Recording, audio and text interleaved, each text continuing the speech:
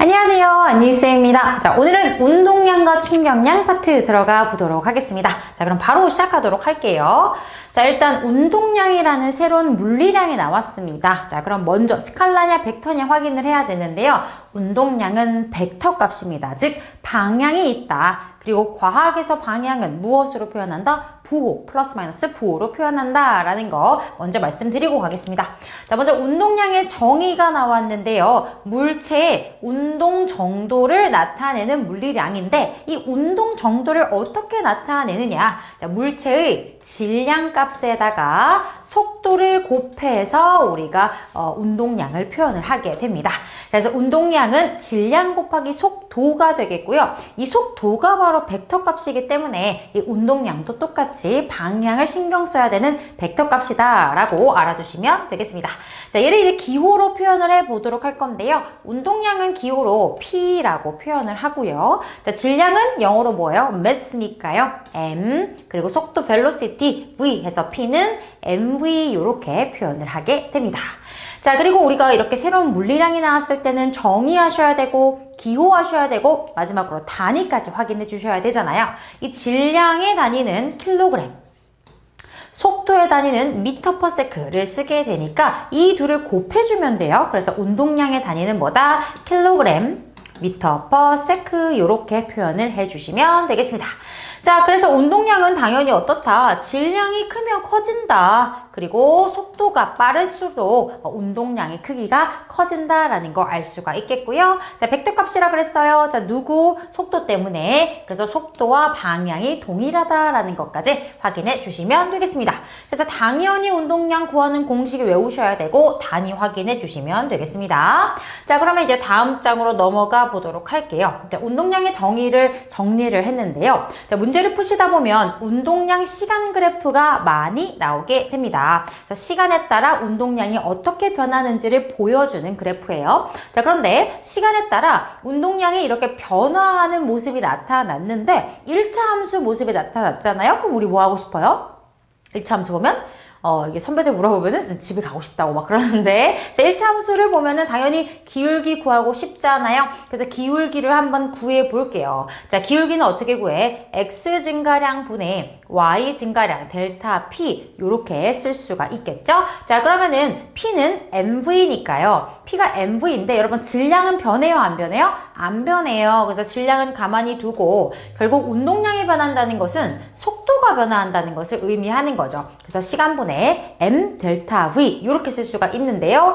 이 t분의 델타 v가 또 뭐야? 시간당 속도 변화량, 즉 가속도가 됩니다. 그래서 ma 이렇게 되는 거죠. 어머, 그럼 뉴턴의 운동체 이 법칙에 따라 F는 ma, 즉 힘이 된다라는 거예요. 그래서 운동량 시간 그래프에서 기울기가 의미하는 게 뭐다? 바로 물체가 받고 있는 알짜 힘, F다라는 거 반드시 기억해 주셔야 되겠습니다. 그래서 여기서 다시 한번 기울기가 의미하는 게 바로 알짜 힘이다 라는 것까지 확인을 했습니다. 자, 그리고 문제를 풀다 보면요. 또 운동량에 대한 정보를 줘놓고 여러분들한테 이 물체 이동 거리를 구해봐라 뭐 이런 문제가 나올 거예요. 근데 우리가 이동 거리는 앞에서 엄청 많이 했어. VT 그래프의 면적을 구하면 됐거든요. 그러면 이제 VT 그래프를 그려주면 되는데 이 운동량이요, 여러분. P가 mv였잖아.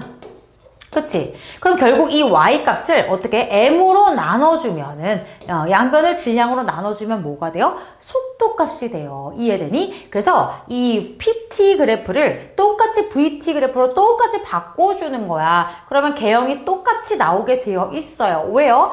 질량은 그냥 정해진 정수니까요. 그래서 여기 P를 어떻게 한다? 질량으로 나눠서 속도 값을 가지고 똑같이 VT 그래프를 그려주면 어떻게 해요? 기울기로 가속도도 구할 수 있고 면적을 통해서 거리도 구할 수 있고 여러 가지 계산을 하실 수가 있을 겁니다. 반드시 기억해 주셔야 되겠습니다. 자, 그 다음에 이제 중요한 법칙 하나 나왔네요. 운동량 보존 법칙입니다. 너무너무 중요합니다. 별표 3개 갈게요.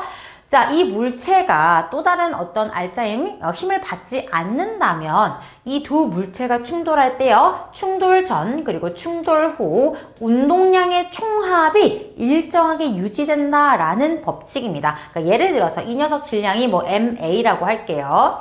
이 녀석 질량은 MB라고 하고요. 이 녀석 속도가 VA, 이 녀석 속도가 VB로 운동을 하고 있었어요. 근데 이제 A가 좀 빨랐던 거지. 그래서 와가지고 쿵 부딪혔어요. 충돌을 하게 됩니다. 충돌을 하고 나서 이 녀석의 속도는 VA'으로 바뀌었고요. 얘는 VB'으로 속도가 이렇게 변했습니다. 충돌 후에요. 자, 그럼 충돌을 했든 안 했든 충돌 이전 이후에 이 두 물체의 운동량의 총합이 유지가 돼야 돼요.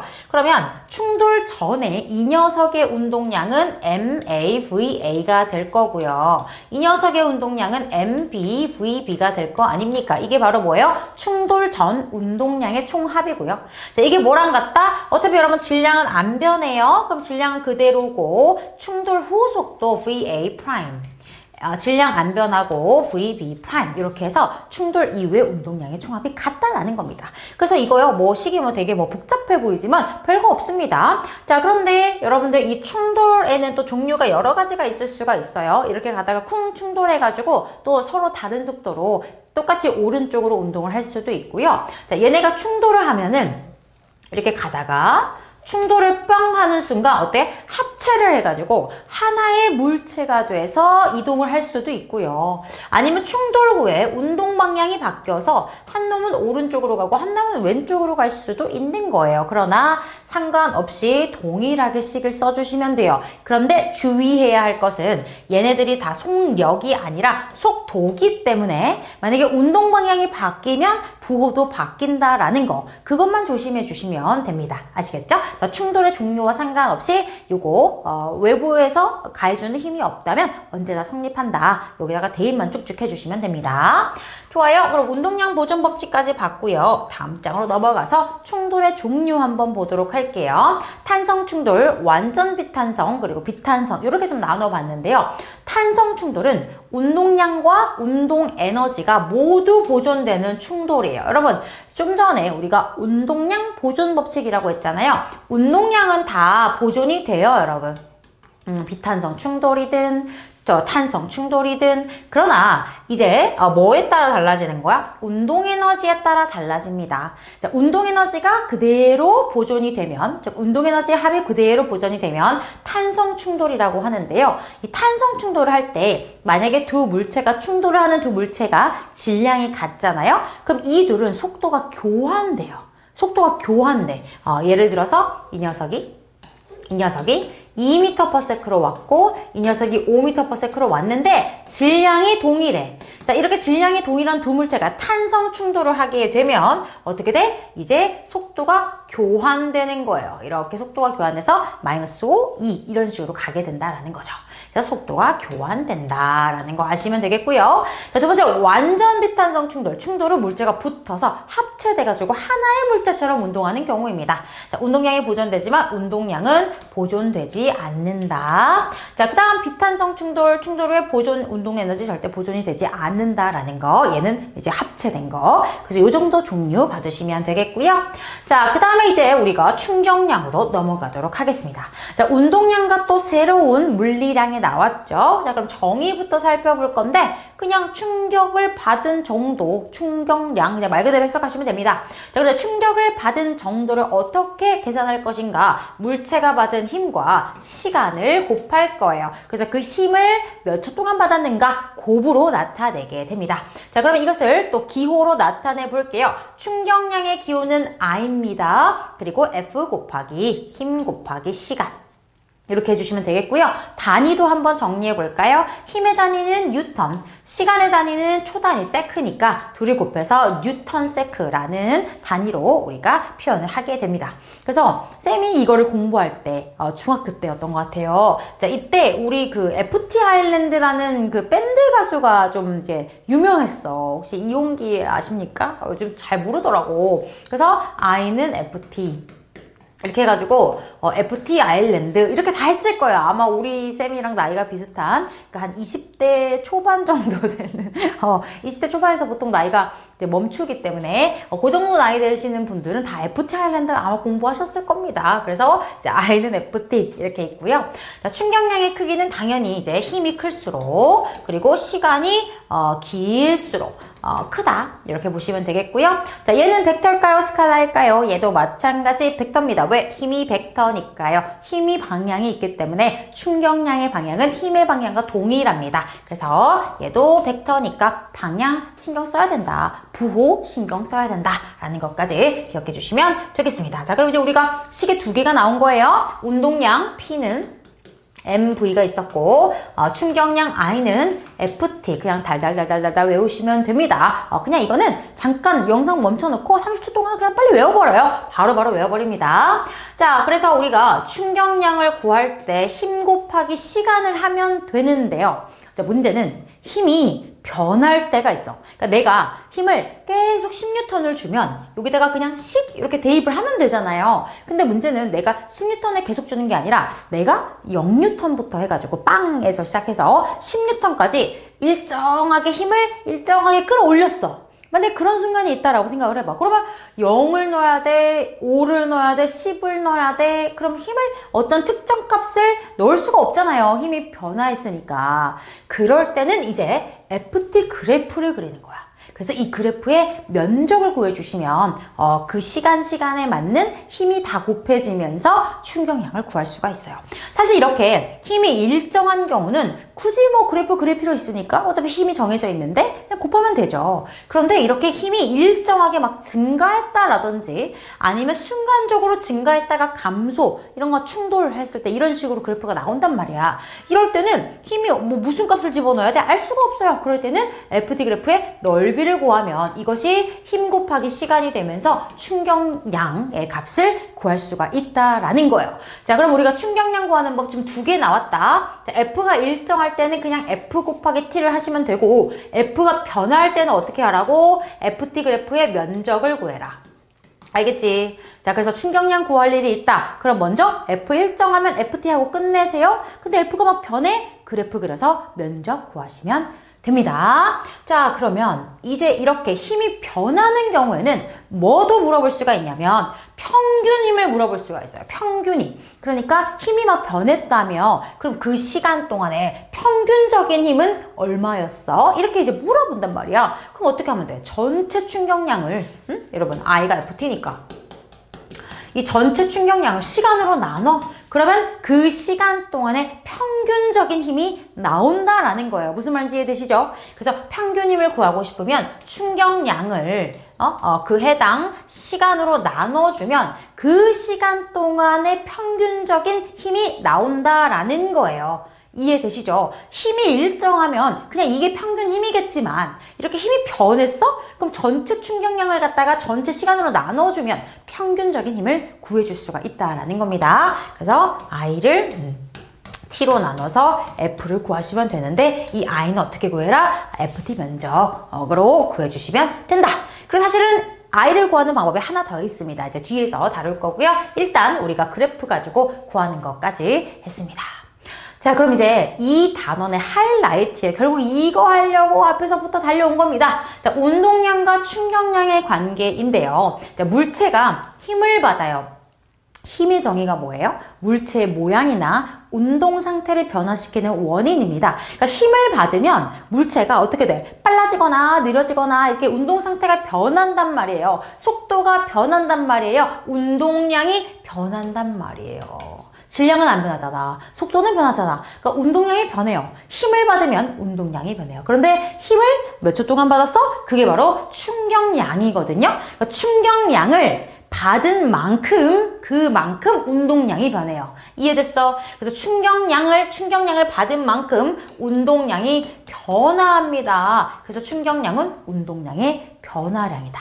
이렇게 되는 거야. 자, 그러면 여러분 변화량은 어떻게 구해요? 내가 키가 160cm였어. 그랬는데 170cm가 된 거야. 변화량이 얼마야? 10cm잖아. 나중에서 처음을 빼주면 되잖아. 그래서 나중 운동량에서 처음 운동량을 빼주면 그게 바로 운동량의 변화량이 나오고 그게 바로 뭐다? 충격량이다. 충격량이다. 이렇게 되는 겁니다. 자, 그러면 우리가 앞서서 충격량을 구하는 방법 세 가지. 첫 번째 뭐였어요? 그냥 F 곱하기 T. 두 번째는 뭐예요? FT 그래프의 면적. 세 번째는 뭐예요? 델타 P. 요걸 이용해서도 충격량을 구할 수가 있다라는 거예요. 자, 여러분들 충격량을 구해야 하는 문제가 딱 맞닥뜨리면 세 개 중에 뭘 해야 되지? 생각을 해주셔야 됩니다. 아시겠죠?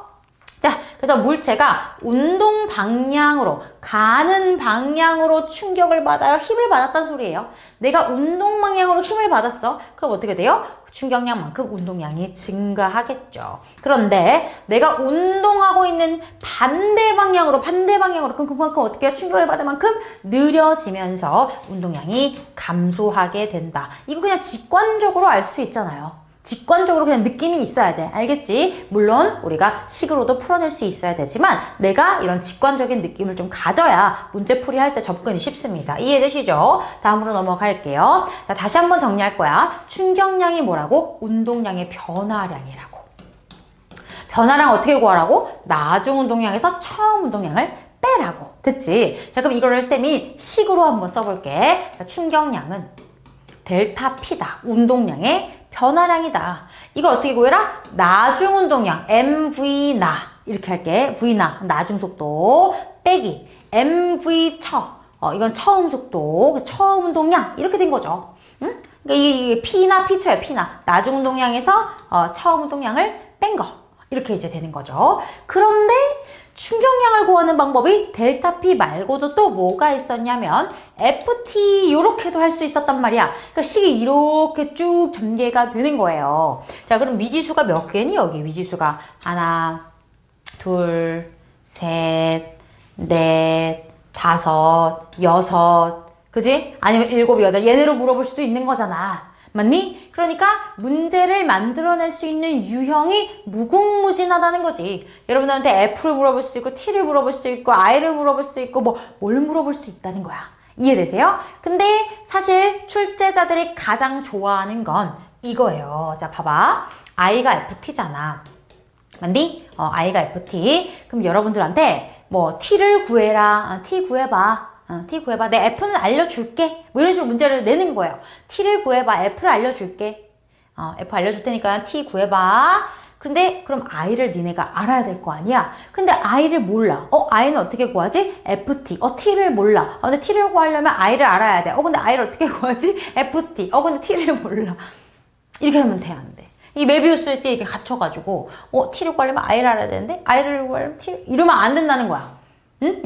자, T를 구하라고 했는데 문제에서 F를 줬어요. 그럼 난 I가 필요해. 그럼 여러분들 머릿속에 뭐가 떠올라야 돼? I를 구할 수 있는 방법. F 곱하기 T 안 되죠. T를 모르니까. FT 그래프 안 되죠. T를 모르니까. 그럼 델타 P구나. 그리고 문제를 막 찾아봐. 문제를 째려봐. 그랬더니 거기에 질량, 나중 속도, 처음 속도에 대한 정보가 이미 나와 있었던 거야. 이해돼? 그러니까 여러분들이 충격량을 구하실 때 당연히 머릿속에 순차적으로 F 곱하기 T를 하고 싶어야 돼요. F 곱하기 T를 하고 싶은데 이게 지금 구할 수가 없는 상황이야? 그러면 델타 P를 할 수가 있는가? 질량과 속도에 대한 정보가 있는가? 이렇게 생각이 단계적으로 가셔야 돼. 알겠지? 근데 여러분들 많이 이제 선배들 보면은 여기서 넘어오질 못하더라고. 여기 벽이 있나 봐. 여기 이렇게 벽이 있어가지고 I는 FT 이거 잘해. P는 MV 잘해. 근데 이거 가지고 넘어오는데 이 벽을 뛰어넘어야 되는데 이게 잘 기억이 안 나나 봐. 그래서 쌤이 막 이렇게 설명을 해. 얘들아 여기 벽이 있나 봐. 이걸 뛰어넘어야 돼. 뭘 해야 될지 모르겠을 때 쌤이 한 말을 기억해. 이렇게 하고 이제 딱 문제를 풀어. 그럼 애들이 막 또 막혀. 그래서 얘들아 쌤이 어떻게 하라 그랬어? 그러면 또 쌤이 그때 그 벽을 넘으라고 했던 그 말만 기억이 난다는 거야. 벽을 뛰어넘어야 돼? 그것만 기억이 나고 그 벽을 어떻게 넘는지 이게 뭔지가 기억이 안 난대. 그러면 안 된다는 거야. 그래서 충격량 구하는 방법 무조건 세 가지다. F 곱하기 T, FT 그래프 면적, 그 다음에 델타 P까지 꼭 기억을 해주셔야 돼. 그래서 I에서 막혔다, 세 가지 싹 스캔해가지고 요게 필요할 때는 이렇게 넘어와 주셔야 됩니다. 알겠죠? 자, 그리고 또 하나. 이 식을요 조금 바꿔볼 수가 있어요. 자, 봐봐. 요 I는 I는 P나 빼기 P처잖아요. 이거를 이제 조금 바꿔보면 P나는, 자, 나중 운동량은 넘기면 처음 운동량에다가 충격량을 더해라. 이렇게 표현할 수 있잖아요. 이게 여러분 사실 충격량의 정의 아니야? 충격량의 정의 아니야? 충격량 어때요? 나중 운동량이라는 것은 원래 운동량에서 충격을 받은 만큼 운동량이 변할 거니까, 그지? 처음 운동량에다가 충격량을 더하면 이제 나중 운동량이 된다. 되잖아요. 그러니까 요식과 이 문제에 대한 어떤 직관적인 여러분들 느낌이 딱 오면 문제가 훨씬 쉽게 풀린다는 거예요. 아까 이런 얘기 있었잖아. 아까 어떤 얘기 있었냐면은, 내가 운동하는 방향과 동일한 방향으로 충격을 받으면 운동량이 증가한다. 이게 얘가 플러스 방향인데, 힘도 플러스 방향으로 받으면 얘가 증가한다. 이 얘기잖아. 그치? 근데 내가 오른쪽으로 운동하고 있는 거, 오른쪽 플러스로 두고, 근데 반대 방향으로 충격을 받아. 그럼 값이 줄어들 거 아니야. 운동량이 감소한다 이거예요. 이해돼? 그러니까 문제를 풀다가 같은 방향으로 쭉쭉쭉쭉 힘도 받고 운동한다? 그럼 증가하는 걸로 그냥 호다닥 풀면 된다는 거야. 알겠지? 그런 느낌을 여러분들이 좀 갖고 문제를 푸셔야 되겠습니다.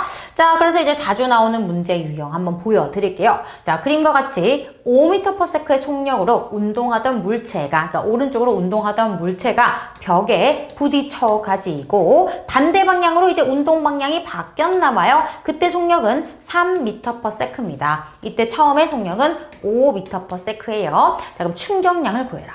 그럼 여러분들 가장 먼저 머릿속에 뭐가 떠올라야 돼? 충격량은 F 곱하기 T. 힘도 없고 시간도 없어. FT 그래프 면적? 또 없어. 그래프도 없잖아. 그럼 세 번째, 델타 P구나. 델타 P야. I는 델타 P라고 벽을 넘었어. P나 빼기 P처를 해야 되는 거야. 맞아? 자, 그러면 처음 운동량 얼마야? 질량 곱하기 속도 5m. 맞지? 나중 운동량 얼마야? 질량 곱하기 속도 3m. 이렇게 하면 되냐 안 되냐? 이렇게 하면 안 돼요. 틀렸어. 자, 왜 틀린 거야? 자, 왜 틀린 거야? 자, 이 문제의 함정. 속력을 줬어요. 속력을 준 거야. 그러니까 방향은 싹 빼버리고 빠르기의 크기만 준 거야, 이놈이. 그러면 우리가 운동량을 구할 때는 속력이 아니라 속도를 곱해야 돼. 방향까지 고려해서. 그러니까 이쪽 왼쪽으로 갈 때는 속도는 마이너스가 붙어야 된다는 거예요. 이해되세요? 근데 일부러 문제에서 속력으로 주는 거죠. 반대 방향이라고 줬으니까 니들이 알아서 속도는 마이너스 3 해야지. 그 뜻이야. 이해했어? 자, 그래서 얘가 속도가 마이너스 3 해서 마이너스 3m. 그럼 나중 운동량이 마이너스 3m이고 처음 운동량은 5m인데 이걸 빼야 되잖아요. 그래서 충격량은 마이너스 8m이 되는 거고요. 보통 문제에서는 크기를 많이 물어봅니다. 왜냐면 오른쪽을 플러스로 안 두고 여러분들 마음대로 왼쪽을 플러스로 둬도 문제될 건 없거든요. 근데 그렇게 되면 부호가 반대로 나오기 때문에 일부러 크기를 물어봅니다. 그래서 마이너스 8m. 근데 이렇게 되면 또 아니 근데 어떻게 충격을 마이너스로 받아요 선생님? 어떻게 충격이 마이너스 값이 나와? 이러면 돼야 안 돼. 여기서 마이너스는 음수 이게 아니라 왼쪽 방향을 의미하는 기호인 거야. 알겠지? 이렇게 해서 조심하셔야 됩니다. 자, 그럼 여기서 이제 연결된다. 시간이 0.01초라면 힘은 얼마니? 그러면은 내 머릿속에 어떻게 떠올라? I는 FT 하라는 건가? 이걸 구하라고? 시간은 0.01이라고? 그럼 I를 구해야 되는데 I는 델타 P로 구해놨다. 마이너스 8m. 됐냐? 자, 그럼 F는 이제 마이너스 800m. 근데 크기를 물어봤으니까 절대값이어서 800m 이렇게 해주시면 된다라는 거죠. 그런데 쌤, 힘을 아무리 그래도 어떻게 마이너스로 받아요? 음수 아니야. 왼쪽으로 힘을 받았다라는 뜻입니다. 이해되시죠? 요런 문제예요. 요게 지금 딱 전형적인 I는 FT인데 이거 구해봐. 그러면 얘 줄게. 얘 어떻게 구해? 델타 P로 구해. 델타 P로 구할 수 있도록 MV 값을 다 준 거예요. 이해되시죠? 됐어? 그래서 머릿속에서 순차적으로 진행을 시키면서 문제를 풀어주시면 되겠습니다. 자, 그럼 이제 다음 장으로 넘어가셔서요. 충격량이 같을 때 충격력과 충돌 시간의 관계. 그러니까 이거 안전에 대한 문제입니다. 어떤 거냐면요. 우리가 충격량이 받아야 되는 충격량이 정해져 있을 때요. 정해져 있을 때 얘가 정해져 있을 때 일정할 때 일부러요. 충돌 시간을 늘리면 어떻게 돼요? 힘은 줄어들 수밖에 없겠죠? 곱이 일정하니까. 그러면 충격력, 말 헷갈리면 안 돼. 충격량, 얘는 힘이니까 충격력, 그죠? 그래서 충격량을 일정하게 받아야 할 때 이 시간을 늘려주면 충격력이 줄어들면서 어때요? 안전하게 힘을 덜 받으니까 안전을 지킬 수 있다. 이런 내용입니다. 그래서 충격량 일정할 때 시간이 늘어나면 충격력은 감소한다. 자, 보세요. 같은 높이에서 동일한 달걀을 떨어뜨렸어요. 그럼 같은 높이에서 낙하하니까 땅바닥에 도달하기 직전의 속도가 같아요. 그쵸? 같은 높이에서 떨어졌기 때문에 동일한 속도로 도달을 할 거고, 질량도 같으니까 운동량도 동일하고, 그 다음에 정지로 갈 거니까 운동량의 변화량도 동일해요. 뭔 말인지 이해돼? 자, 같은 높이에서 왔기 때문에 충돌 직전에 질량 속도가 둘이 동일할 거라는 거예요. 충돌 전 운동량이 똑같아. 그리고 얘네들 다 정지할 거니까 충돌 후 운동량이 똑같아. 그러면 뭐가 똑같아? 델타 P가 똑같아. I가 똑같아. 맞지? 그러니까 동일한 충격량을 이 계란들이 받아야 돼. 근데 얘는 어때? 여기 어디야 이거는? 그냥 철판이야? 그냥 바닥이야. 그러니까 굉장히 딱딱해. 아주 짧은 시간 동안 힘을 많이 받아가지고 그냥 깨져버려요. 근데 어때요? 얘는 푹신 이렇게 되니까 시간이 쭉 늘어나면서 충격력이 줄어든다는 거죠. 두 물체의 운동량의 변화량은 같다. 맞지? 왜? 같은 높이에서 떨어져서 그래. 그래서 델타 P, I 충격량이 동일해. 그런데 충돌 시간이 길어지면 충격력은 줄어들면서 안전을 지킬 수 있다. 자, 이런 것도 이제 문제가 이렇게 그래프로 나타낼 수가 있겠죠. 단단한 바닥에서 FT 그래프, 푹신한 방석에서 FT 그래프. 자, FT 그래프의 면적이 뭐다? 충격량이기 때문에 이 넓이가 충격량이기 때문에 지금 이 넓이는 동일해요. 맞죠? 충격량 동일해요. 그런데 A는 굉장히 짧은 시간 동안 힘을 받았고 B는 긴 시간 동안, 그래서 충돌 시간이 B가 기니까 충격력은 이제 A가 크다. 충격력은 A가 크다. 그리고 평균 힘 어떻게 구하라 했어? 이 충격량을 시간으로 나눠서 구하라고 했죠. 그것도 이제 A가 훨씬 크다. 그러니까 A는 깨지고 B는 안 깨진 거죠. 근데 요 문제 있잖아요. 굉장히 많이 나오는 유형인데 좀 어렵게 내잖아요. 그러면 이 물체가 봐봐. 정지했어. 얘도 똑같이 정지했어. 그럼 요대로 푸시면 돼요. 근데 어떤 애는 탄성이 있었나 봐. 얘가 내려와서 튕겨 오르는 애도 있다. 튕겨 오르는 애도 있다. 그럼 어떻게 돼? 그러면 나중 운동량이 0이 아니야. 맞지? 처음에 MV에서 정지하면 운동량이 0이 되는 건데 얘는 MV에서 튀어 오르잖아? 튀어 오르면 또 새로운 MV 프라임으로 새로운 운동량을 가지게 돼.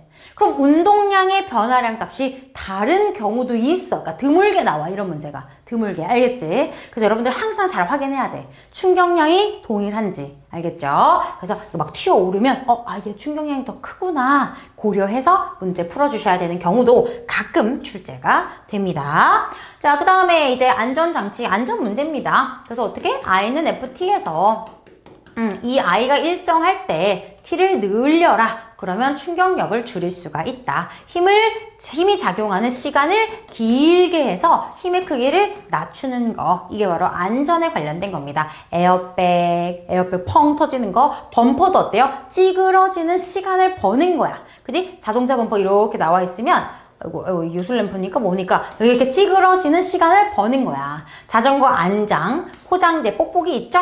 보호대 이런 거 다 뭐예요? 푹신푹신하게 만든 거잖아. 충돌 시간을 길게 한 거죠. 무릎을 살짝 구부리면서 착지한다. 야구공 이렇게 받으면 어떻게 돼요? 찌릿찌릿찌릿 이렇게 되니까 슉 뒤로 빼면서 받는다. 놀이매트 푹신푹신. 다 충돌 시간을 늘려서 충격력을 줄여서 안전장치로 활용하는 게 되는 거고요. 자, 두 번째는 이겁니다. I는 FT. 이거는 이제 두 번째 경우인데 이 경우는 F가 일정한 경우예요. 그럼 어때? 시간이 늘어날수록 충격량, 즉 이 위력이 세진다. 이런 거예요. 권총, 장총. 이 권총과 장총 중에 누가 더 총알의 위력이 세? 장총이 세요. 장총이. 왜? 그 힘을 오래 받아서 그 총알의 충격량이 이제 커지는 거야. 얘의 대포도 포신이 길어야 돼요. 포신이 길어야 돼요. 그리고 여러분들 있잖아. 우리 이제 꼬마 때 다 이런 장난 했을 거야. 빨대 이렇게 잘라. 그래가지고 종이 쪼가리를 잘라가지고 이렇게 뭉쳐가지고 여기다가 이게 여기다가 종이를 껴. 그 다음에 이거를 이렇게 해서 친구한테 독침을 날리는 거지. 해봤어, 안 해봤어? 해봤지? 자, 그럼 여러분들 봐봐. 요거 빨대를 짧게 한 거랑 길게 한 거랑 누가 더 순간적으로 후 했을 때 누가 더 멀리 날아가니? 이거 해봐라. 이거 슝 이렇게 떨어진다. 근데 얘는 내가 맞추고자 한 그 친구 뒤통수까지 간단 말이야. 해봐요. 이거 진짜 해봐. 그래서 요게 어떻다? 시간을 더 오래 받아서 충격량이 더 커지니까 운동량이 더 커지니까 멀리 날아갈 수가 있다라는 것까지. 그래서 이 문제에서는 유형이 두 가지로 갈립니다. 아까 안전해야 된다. 그럼 어떻게 안전할 때는 얘가 정해져 있으니까 얘를 늘려서 얘를 줄인다. 이게 안전이고요. 두 번째는 독침을 맞춰야 돼. 독침을 맞출 때는 얘가 일정하거든요. 그럼 얘를 늘려서 얘를 길게 해서 내가 목적지까지. 자, 그래서 I는 FT 공식을 이용해서 풀 수 있는 두 가지 유형의 문제까지 정리를 했습니다. 자, 그럼 다음 장 넘어갈게요. 자, 마지막으로 이제 운동량과 충격량이 서로 전환된다라는 개념을 할 때요. 그러면은 단위가 동일해야 되는데 단위가 다르잖아요. 근데 사실은 이 둘의 단위는 동일한 의미를 가지게 됩니다. 그 이유에 대해서 마지막으로 정리해 보도록 할게요. 자, 운동량은 질량 곱하기 속도였잖아요. 질량 곱하기 속도, P는 mv 이렇게 되어 있었어요. 그래서 이 운동량의 단위가 킬로그램 미터 퍼 세크였고요. Y는 FT니까 요거 단위를 정리해서 뉴턴 세크였는데 이 둘이 사실은 동일한 값이라는 거예요. 자, 이걸 어디서 우리가 쉽게 찾아볼 수 있느냐? 뉴턴의 운동 제2법칙 가지고 하시면 돼요. F는 MA죠? 그럼 F의 단위는 뉴턴이고요. 그죠? 질량의 단위는 킬로그램이고요. 그 다음에 이거 왜 점을 찍은 거야? 킬로그램. 그 다음에 가속도의 단위는 미터 퍼 세크 제곱입니다. 여러분 물리 공식에서는 그냥 이 물리량들끼리 곱하거나 나누거나 할 때 똑같이 단위도 곱하고 나누고 그냥 그대로 계산하듯이 하시면 돼요. 자, 그럼 양변에 세크를 곱해 볼게요. 그럼 어떻게 돼요? 뉴턴 세크가 킬로그램 미터 퍼 세크다. 이렇게 되죠. 그래서 동일한 단위다 라고 생각해 주시면 되겠습니다. 자, 이렇게 해서 우리가 운동량, 충격량 관련해서 꼭 봐야 하는 필수 개념들 모두 봤고요. 이제 문제풀이로 훈련하시면서 모르는 거 질문하시면서 정리하시면 되겠습니다. 고생하셨습니다.